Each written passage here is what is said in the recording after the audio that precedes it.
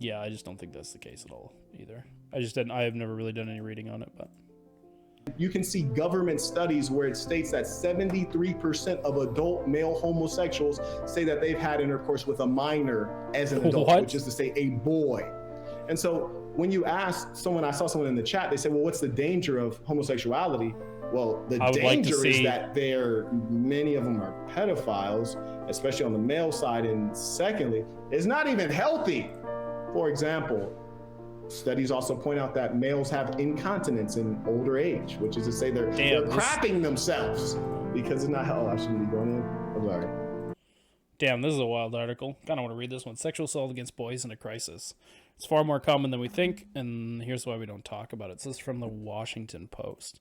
Let's just let's go through it real quick. I just want to kind of through our. Oh. Raising a boy sometimes feels like traveling in a foreign land. When I gave birth to my daughter 3 years ago before my son was born, I had no idea how to be a mother. But after decades of navigating life as a woman, I knew unequivocally that I wanted what I wanted for her. To see herself capable of anything, constrained by none of the old limits on who women must be and how they must move through the world. She could be fierce, funny, loving, steely, and steely-spined.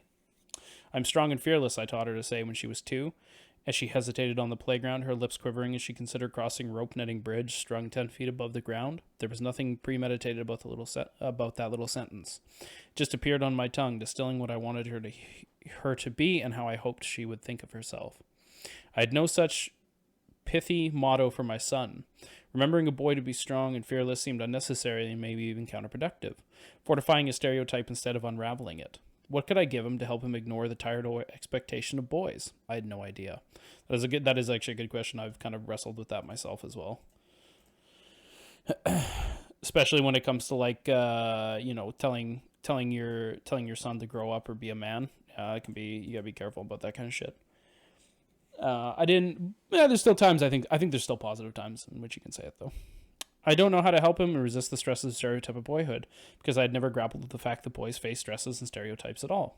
But of course they do. Boys learn that they're supposed to be tough and strong and sexually dominant according to a massive study of gender attitudes among 10 to 14-year-olds in the United States and countries across other continents. Yeah, another big issue still in society is this idea that you should be, if you're not being sexually active at these ages, including like masturbatory, that you're kind of seen as lesser.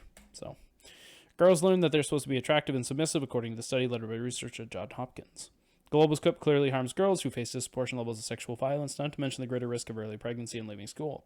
But Robert Blum, a physician who has studied adolescence for 40 years, is one of the Johns Hopkins scholars leading the study, wants people to understand that it also hurts boys. Story about boys has yet to be told, and I think it's a really important story, Bloom explained to me. Our data suggests that the myth that the boys are advantaged and girls are disadvantaged simply isn't true. The movement for gender equality has often focused on empowering girls, but as Bloom sees it, achieving gender equality also requires attention for boys. Yeah, this is majorly true. I've taken a little bit of issues with lab statements, kind of mocking men for experiencing issues online or misandry. I think it's totally the wrong message that needs to go out. So I expect her to walk it back in a week anyways. They too need to know that they're not circumscribed by the ideas about who and how they should be. Boys are more likely to girls than die in their second decade of life, and they use more alcohol and tobacco, habits that erode their health as they age, Bloom said. But even more troubling, Bloom's team found that boys suffered higher levels of physical violence, neglect, and sexual abuse by adults than girls. And the more a boy is victimized, the more likely he was to do violence to others. Yeah, I'm not surprised by this at all. I think there's a lot of boys that, when it comes to the punishments they receive, the punishments are a lot more physical, whereas girls' kind of punishments for the things they do wrong are a lot more, what's the word? It's not emotional based, but it kind of is. Like they tend to be, the girls kind of are taught what not to do in the situation, where boys are kind of like actively disciplined for the things they do. So if boys are fighting, you might put them in a timeout. There might be spankings for boys more than there is for girls. I'd actually be curious to see what the rate is of spankings for boys versus girls. My guess is that it's higher. Those findings should serve as a gut punch. We can't solve problems of violence against girls and women without addressing the violence. One big thing why you don't want to spank your kids or hit your kids, other than it's physical abuse, is it teaches them that the way to get the things they want or the outcomes that they want is through physical violence, and that shit just doesn't fly. So we can't solve the problem of violence against girls and women without addressing the violence against men and boys. And we won't succeed in teaching our sons to care for other people's bodies until we learn to care for theirs. The first time I heard of brooming was in the interstitial moments. What the fuck is that? Interstitial. Interstitial. Interstitial. Interstitial. Forming of... why would you... I don't know what that means. Having a space between individual sands, ground aquatic settlement. What? Oh, okay. Interstitial. Interstitial. Moments, a busy day on pause, waiting for my car to be repaired at an auto shop before racing to work. It was pouring outside, so I huddled along the half dozen other harried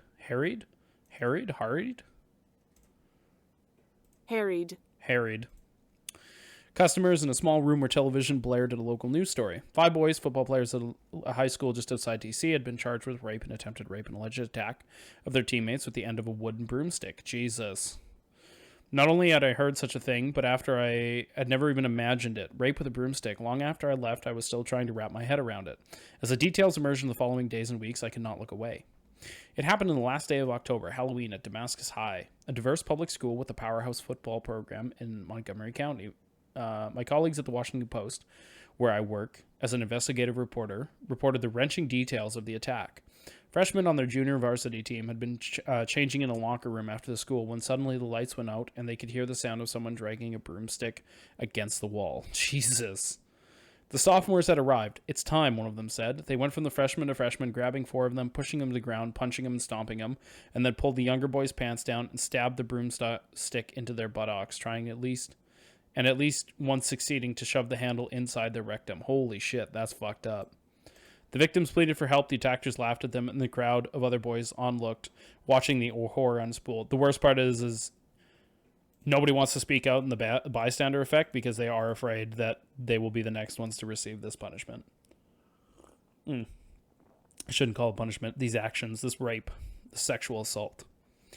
Whenever I learned of something unconscionable, I asked myself, looking for clues that it could never happen to me or to the people I love. That's human nature, I guess, but like any other kind of sexual assault, brooming is not a phenomenon confined to this one high school or to any particular type of school and community.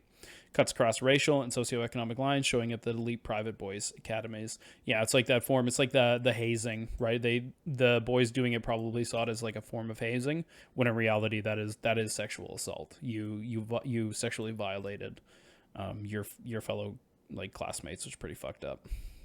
Co-ed public schools in a big city and rural villages and small towns that dot the heartland. What do you think? What do you think about the boys' sexual violence?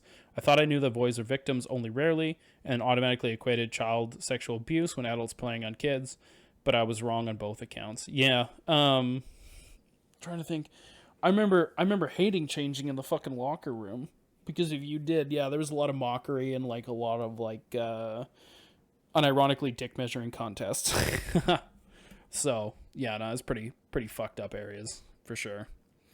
Many boys are molested by adults, that's true, but there are strong signs that children are even more likely to sexually abuse or sexually assaulted by other children. In one study, roughly 13,000 children aged 17 and younger, 3/4 of the boys who had reported being sexually victimized said the person who violated them was another child. In a little more than half those assaults, the violator was a girl. Most of the boys who had been assaulted had never told an adult. More than half of those. Damn, the violator was a girl. That's fucking wild, really. Page not found. What the fuck, University of New Hampshire? Can't solve the problems of violence against the girls and women. Oh, yeah. Through sexual violence mostly affects girls and women, male victims are still astonishingly common. I was shocked to learn that as many as 1 in 6 boys are sexually abused during childhood. About 1 in 4 men is a victim of some kind of sexual violence over the course of his lifetime, from unwanted contact to coercion to rape. This one wouldn't surprise me if this was the most common, the coercion, because my guess is there's going to be a lot of pressure from both men and women when you're engaging in kind of like romantic relationships. there's kind of like the societal expectation, which it isn't fair, that men are always going to be ready for sex or willing to engage in sex, and I don't think that's or even engaging in certain kinds of sex. So whether it be unprotected, like there's a lot of women and a lot of men too that just assume because you're a man you want to engage in unprotected sex when that's not always the case. Until I met my wife, I didn't like the idea of engaging in unprotected sex. There's only one incident I can remember where I was kind of like coerced a little bit more, where it was like if I wanted to engage in sex, I had to do it unprotected. And obviously, I wanted sex, so it's not good. LGBTQ men are at greater risk than heterosexual men. More than 40% of gay men and 47% of bisexual men say they've been sexually victimized, compared with 21% of straight men.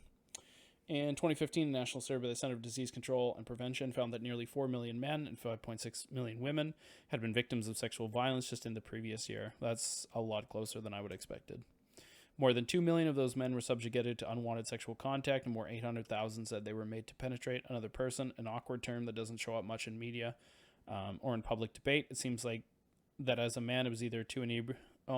Means that a man was either too inebriated to consent or was coerced or threatened into sex. Man, that's one thing too that I think really does not get talked about enough. Is it going to add it this time, please? Is that when you have like men and women going out to a bar, we always talk about the women being unable to consent to sexual activity when they are inebriated. But for some reason, when we look at men who could be the same level of inebriation, we never, ever, ever, ever see them as like a victim of like not being able to consent to having sex with that individual, where they might not do otherwise if they weren't inebriated.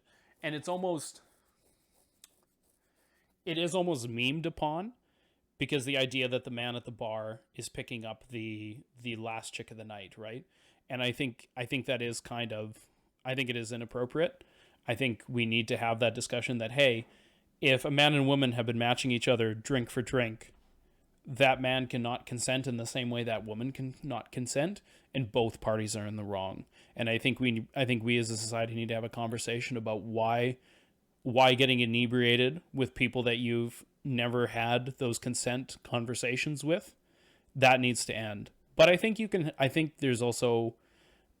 have that conversation before engaging in that stuff. And as long as your boundaries aren't pushed after you become inebriated, I think you can have a little bit more of a gray area to discuss whether or not it's appropriate. But I think when you haven't had that conversation beforehand and you both get inebriated to about the same level, you're both unable to consent. So, just as with girls, women, violation of men, boys can involve physical force or emotional coercion. Just as with girls and women, boys and men sometimes have sexual experiences to which they cannot consent because they're underage or blackout drunk. Yeah. Experiences that we might reflectively call sex, but we should really understand as assault. And though the perpetrators in those cases can be other boys and men, they may also be girls and women. The overwhelming majority of male rape victims say that the person who violated them was another male, but most male victims of other kinds of sexual violence say they were violated by a female.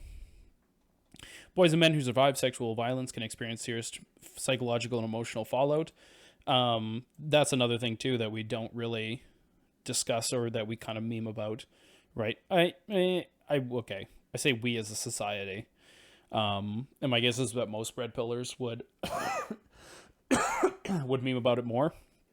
This idea that you as a man can't be sexually assaulted because men should just be into sex. So, including post-traumatic stress symptoms and depression, anxiety, suicidal thoughts, substance abuse problems, and sexual dysfunction. Yet we rarely hear about any of these on the news. We hardly ever talk about it. Stories of sexual misconduct are everywhere, but the tellers of these stories are mostly girls and women. I would argue that once again, that is because we heavily just assume that men want sex, and any way they go about getting it must be what they want. The stories of men and boys will still remain mostly hidden, unacknowledged, and undiscussed. The default in discussion about sexual violence is to think that boys and men are perpetrators and women as victims. True. But there is an oversimplification that is built into the damaging stereotypes about male invulnerability and obscures the truth. Boys can be victim and boys can need help. We've just built a world that it makes it harder for them to admit it, and for the rest of us to acknowledge. If we want to raise boys differently, we must start believing that they are equally capable of feeling pain and doing violence. Absolutely true.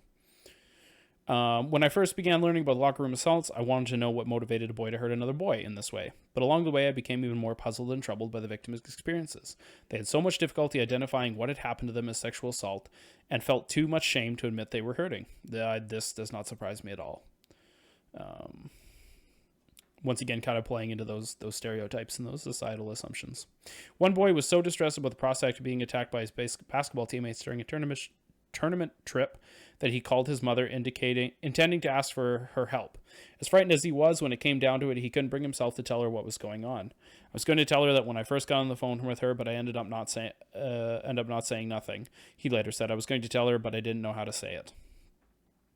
I call him Martin. He was a freshman on the varsity team at Uthwal High School near Chattanooga, Tennessee. In December 2015, he and his teammates drove to a tournament in Gatlinburg in the Great Smoky Mountains. They stayed in a cabin where there was a pool table downstairs the boys' quarters. The coach stayed upstairs. By the fourth day, Martin knew that the upperclassmen were coming for him. They had already gone after the other three freshmen. Every evening he had seen brandishing of a pool cue and had heard the screaming. He knew he was next. Jesus, that's fucking terrifying. He knew that he was next, and when he called his mother and he didn't yet know how to ask for help without embarrassing himself and violating the unwritten code of silence, he just couldn't get the words out. Yeah, that's another thing too. Well, I mean, that's super difficult. How do you call your mom being like, hey mom, the other boys that I would see as my classmates or my teammates that I've been playing sports with now for who knows how long, they're looking to rape me with a pool cue. How holy shit, that's a fucking difficult conversation to have.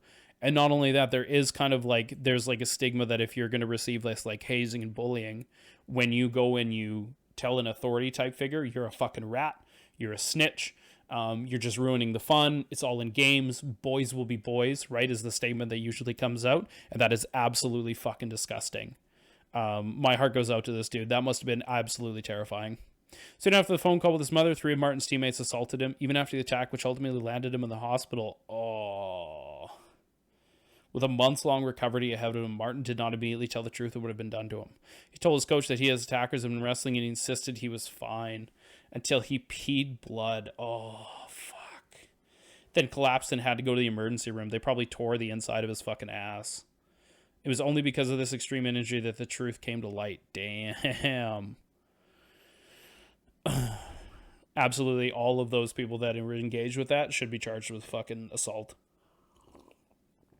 Absolutely. I'm sorry, if at 17, between the ages of 3 years old and up, if you don't know that fucking sticking a pool cue up somebody's ass is an assault, you're actually a fucking retard. I'll say that. You deserve. That's where we can use that fucking phrase. Absolutely. Later, during a sworn deposition, a lawyer asked Martin if the attack had to do with sexual orientation. Were the older boys gay? No, Martin said. It wasn't that at all. I feel like he had tried to make me belittle him, he said. He tried to make me feel less than a man, less than him. Spoke to Martin's lawyer, but didn't speak to Martin. The account of based court records and media accounts and video testimony. The freshman intuitively understood they endorsed the arguments that scholars make in academic circles. This kind of sexual assault has nothing to do with sex. It's about power. Yeah. It's all about the older boys establishing their place at the top, putting younger players in their place. It's hazing. It's hazing. This particular way of flexing power depends on the cluelessness or tactic acceptance of the adults who were paid to keep the boys safe. Yeah, absolutely. It also depends on the silence of the victims who, like most teenagers, want desperately to belong, which means bearing pain, handling it, and definitely not snitching. But it's dangerous and unfair to expect boys to bear responsibility for protecting themselves. Yeah, if this guy hadn't gone to the bathroom and noticed that there was an issue, there's a very good chance he could have died. Monica Beck, one of the attorneys who represented Martin in a lawsuit against the school system, told me boys like girls deserve the protection and help of their coaches, teachers, and other parents and principals. Yeah, this was actually one of my biggest complaints as a young man growing up, a young boy, that every time I would get bullied in school, I felt like I had no support from the school system or or my parents, honestly. because it was kind of seen as like, this is what boys are going to do. You're just going to have to like, you'll get through it. Just like tell a teacher, but realistically, teachers aren't going to do anything, because they don't have the power or the authority to really do anything, and that is actually a really big problem within our school systems that would take like a culture shift kind of in there to deal with a lot of that shit. So after Martin collapsed and underwent surgery, he spent 6 days in the hospital, 9 months recovering, including relearning how to walk. One of his attackers was convicted of aggravated rape and the other 2 aggravated assault. Good. Even with these horrifying facts, not everyone agreed that what happened to Martin should be actually considered sexual violence. No shot. What the fuck is it then? The police officer who investigated the crime filed charges of aggravated rape, a crime that in Tennessee does not require sexual motivation. Okay.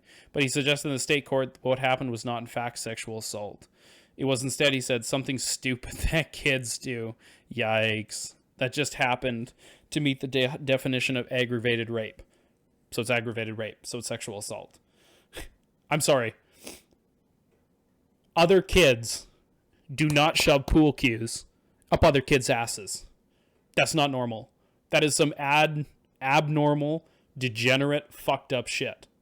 Okay? Never once did I look at my classmate and go, you know what? That guy's got an ass that's just asking for a fucking pool cue. Never once in my life did that ever cross my mind. Later, Martin sued the school district for failing to protect his civil rights. As the trial approached, lawyers representing the school board asked the judge to prohibit Martin's legal team from using certain terms in front of a jury. Rape, aggravated rape, sexual battery, and sexual assault. Listen, judge, we're just asking that we not call it what it is, okay? We don't want that boy's lawyers calling it what it is, okay? We can't allow that because we're going to lose. Because, he was sexually violated. We can't use those words. The judge never had to decide because the school district's insurance carrier settled with Martin for $750,000, avoiding a trial. But it's notable that even the potential issue of debate, imagine that a girl was attacked as Martin was. Would anybody doubt that it was qualified as sexual assault? Not a single fucking person.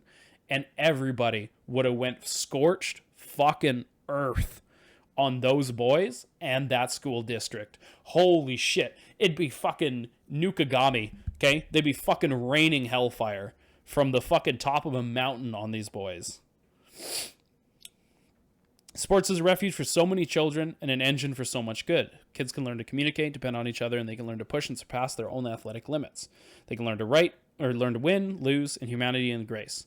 Kids who play organized sports tend to do better in school. The kids that don't, the stronger social skills, higher self-esteem, and are healthier physically and mentally, according to the American Academy of Pediatrics. But as anyone who has spent too much time on the sidelines of youth soccer, or basketball, or football game can tell you, sports can also be destructive. Coaches and parents can be verbally abusive. Fucking true. Teaching kids that winning is more important than integrity. Yeah, they do that. That disrespect is part of the game. Kids will learn to prize the use of force and violence. It's the darker side of sports that turns into a breeding ground for hazing. Initiation rituals from older players used to belittle and humiliate junior teammates. For boys who can find themselves on teams such as Poisonous Culture, sports are not a refuge, they are a nightmare. Yeah. I would hope that if I put my son in sports, if something like this was happening, that he would come to me and be very open about it. I would hate if my kid was having like the threat of a pool cue being shoved up his ass, that he would feel awkward or unable to come to me. That would weigh on me as a parent 100%. Over the past generation, hazing and pranks have once seemed innocuous. Think dressing up in silly costumes or singing embarrassing song in public have evolved. Yeah, I was gonna say, I remember like if you watch like Major Payne, them dressing up in like dresses and recanting a saying they had to say. Becoming increasingly dangerous and sexual, according to the social scientists who study hazing and constant to high school athletic teams. Sexualized hailing, some argue, is an expression of the narrow vision of masculinity that is celebrated in sports. A version of masculinity that is not just about strength, but about dominating at all costs, about hiding pain and enduring weakness, and about degrading anyone or anything that seems feminine or gay. Yikes. Even as growing numbers of alternative niches give boys place to thrive as proud geeks and artists and gender nonconformists, many sports have remained staunchly macho. I would probably say like your baseball, your soccer, your hockey are like the three that come to mind when I think of like these young men that are playing it, that are like highly masculinized in ways that are probably very sexualized as a group, for sure.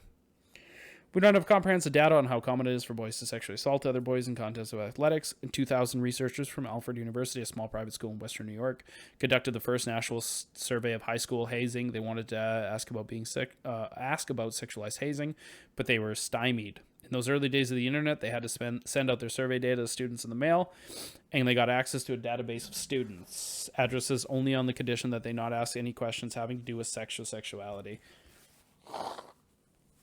Man, you Americans are so afraid of the answers you're going to get. That's the only reason I can think that you don't want researchers asking these questions. I think researchers should be able to ask. I think ideally we would want our researchers to ask any question that they can and get people to answer to understand what's going on. The fact that you would have people stymied in that way, like they can't ask a particular question or a series of questions, is just, that's super sus to me. That just makes me think you don't want to know the answer.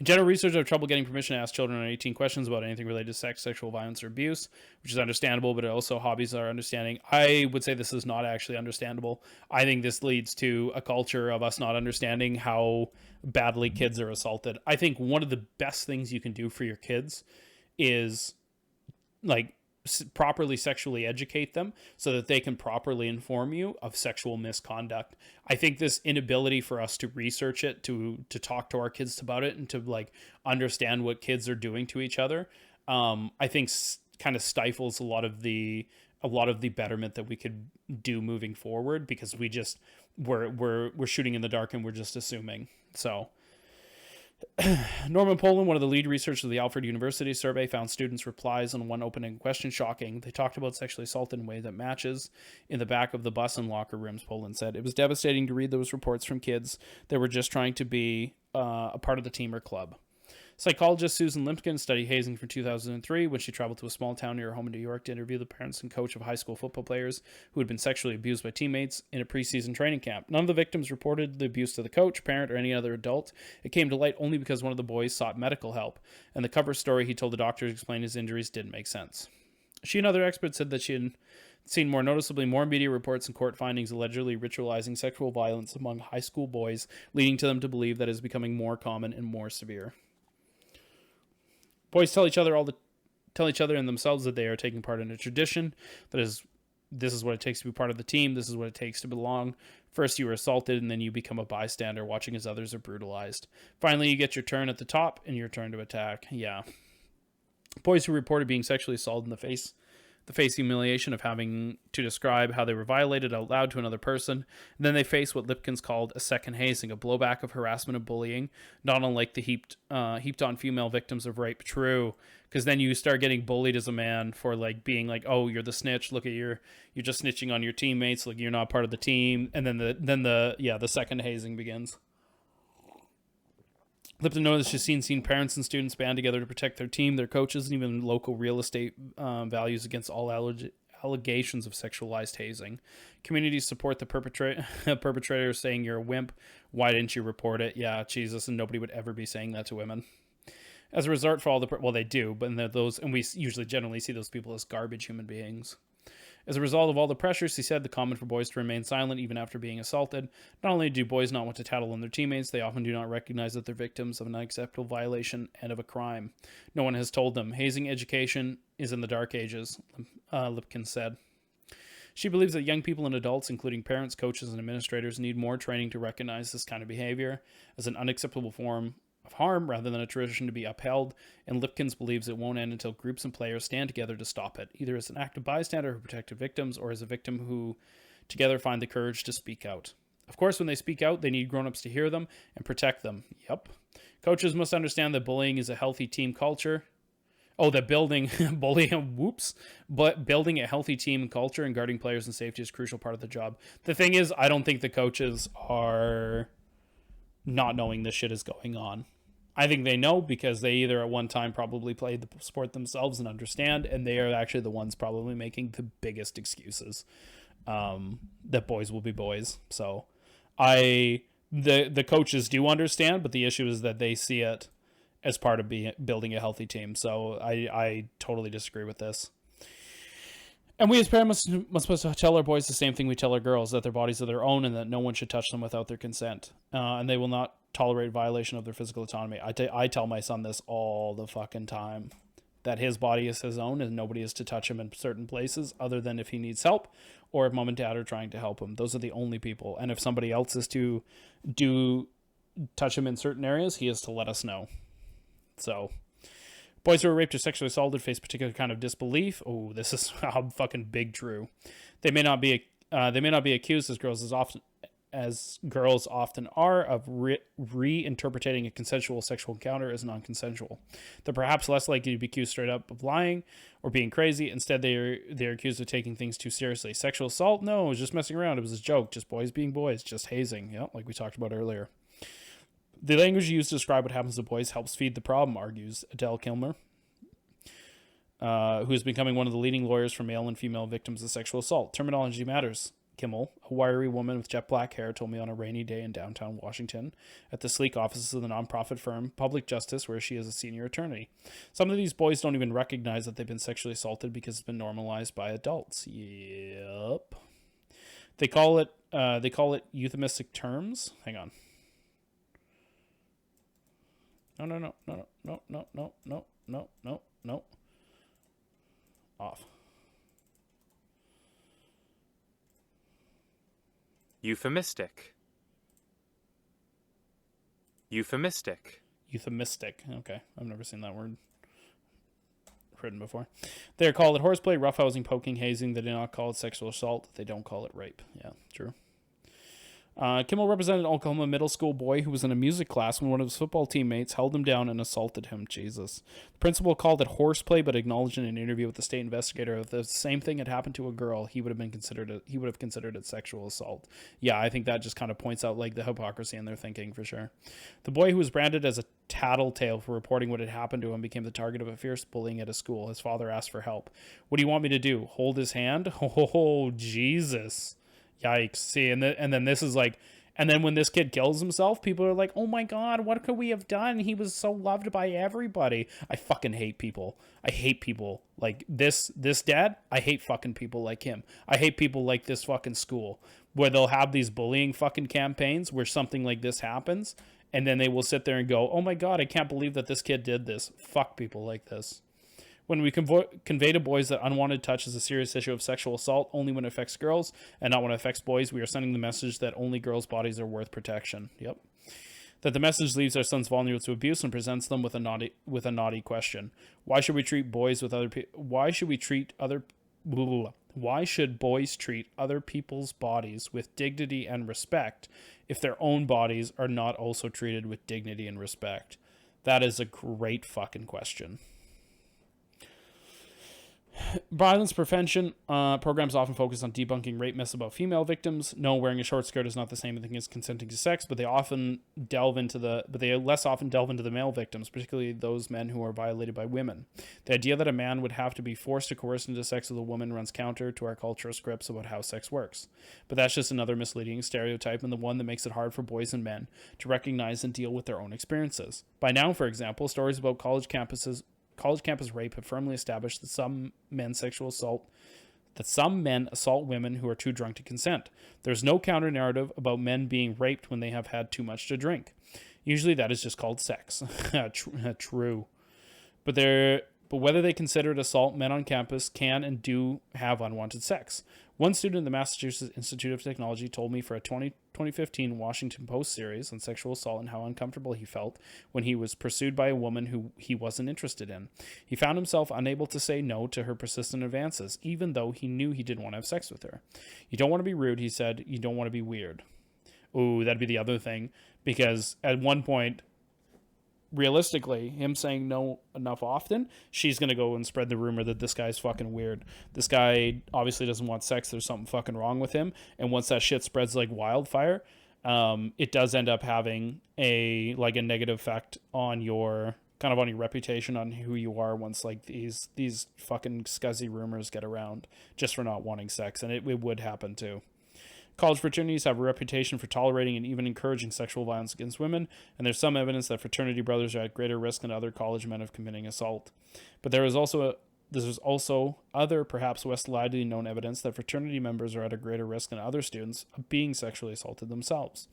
In a study of fraternity men once at Midwest College, more than a quarter, 27%, said that someone had sex with them without their consent, either through the use of force or by taking advantage of them when they were drunk. But many people do not define a man pushed into non-consensual sex as a person who has been sexually assaulted. This is true.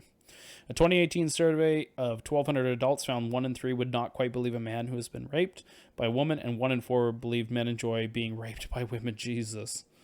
There's a belief that men cannot be raped because women aren't strong enough to physically force them, and the conviction that straight men want sex so much so consistently that they just aren't bothered by women who refuse to listen when he says no. These ideas are embedded in our institutions, from media, medicine, to law, to scholarship. It wasn't until 2012 that the FBI recognized that men could be raped.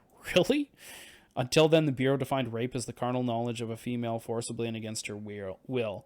Now it uses gender-neutral terms. Rape is defined by the penetration, no matter how slight, of the vagina or anus or any other part of the body or object, or a penetration by a sexual organ of another person without the consent of the victim. Okay. The penetration, no matter how slight, of the vagina or anus with any body part or object, or oral penetration by a sex organ of another person without the consent of the victim. That still doesn't sound like it applies to men, though. Because a woman could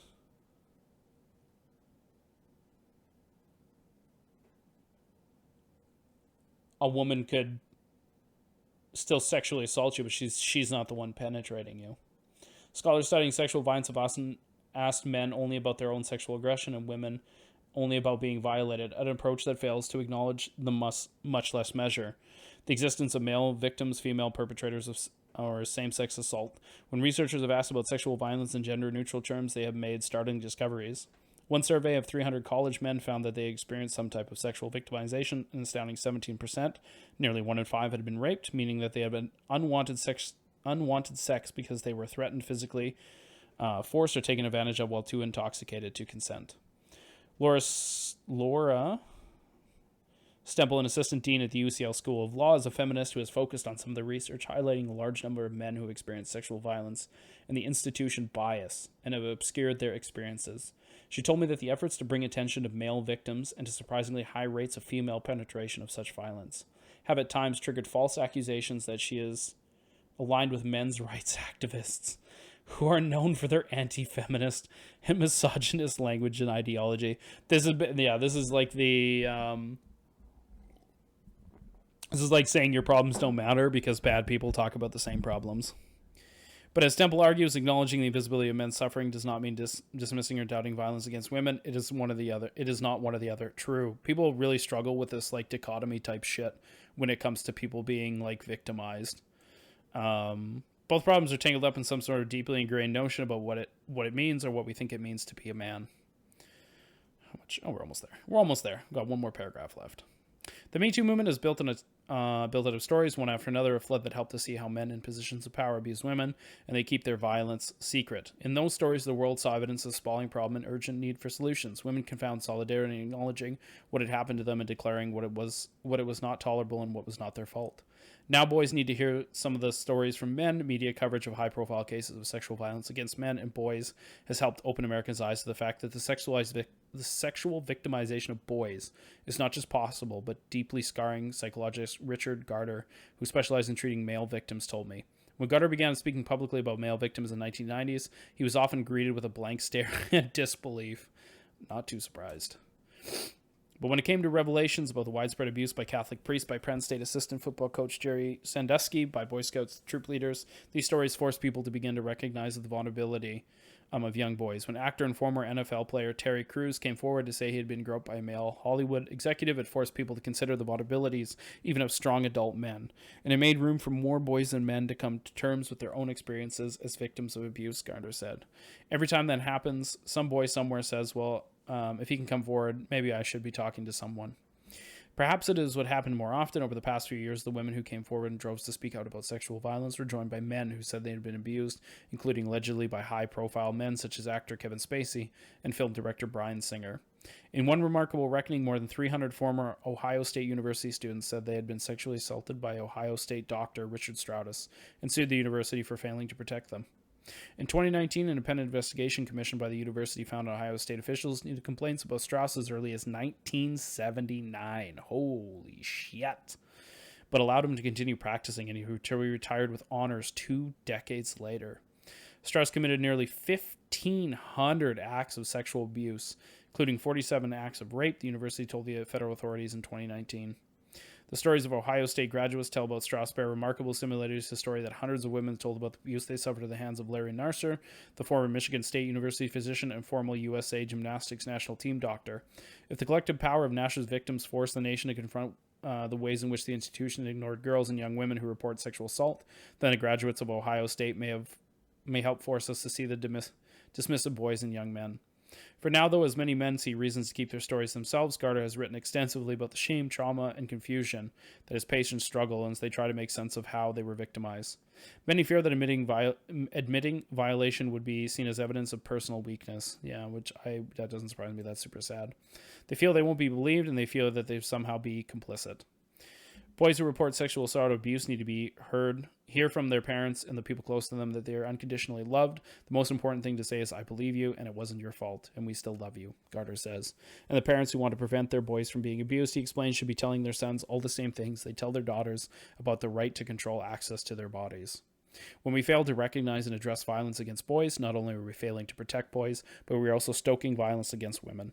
These problems are to some extent intertwined. While most do not go to the lives of violence, criminality, and delinquency, victimized children are a greater risk of doing harm to others. If you had to ask me before I started this research whether I believe that boys and men could be victims of sexual assault, I would have said, of course. If you had asked me whether I brought into the notion that men and boys always want sex, I might have rolled my eyes. No, but listening to the stories of male victims taught me that I didn't completely believe what I thought I believed. I noticed my own knee-jerk resistance to the reality that unwanted sexual contact can traumatize boys just as it does girls, and to the reality that it can matter just as much to them. Deep down somewhere under my skin, I was holding on to some seriously wrong-headed assumptions. The ideas so ingrained that I didn't even notice them, the ideas that rendered boys something less than human. Whew, what a great read.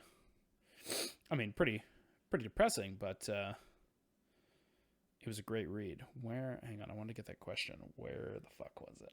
Oh, there we go. Let's turn off my highlighter. Nope.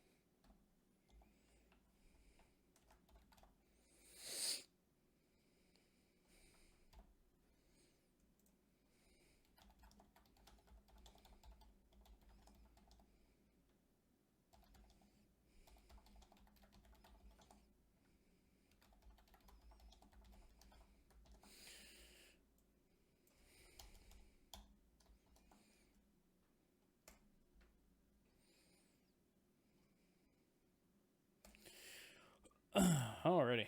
I'm actually I tagged Lavloon in my kind of tweeting of that article. I'm kind of curious to see her being somebody that doesn't see like misandry as something that is worth kind of discussing. I would actually be super curious if she responds, because I'd like to have her on to kind of discuss like that article and like the obvious kind of like social implications of men not really being taken seriously for sexual assault. But we will continue on.